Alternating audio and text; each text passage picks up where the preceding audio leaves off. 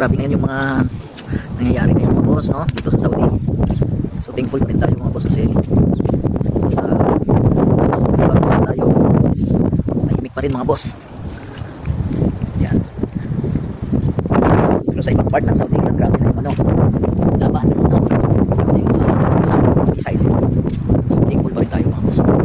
Kasi dito sa Saudi, kasi dito naman sa area namin napakadelikado mga boss. So pray pa rin tayo kasi dito mostly halos planta po dito. So kaya grabe din yung ingat dito ng ating hari, no? O king ng Saudi Arabia.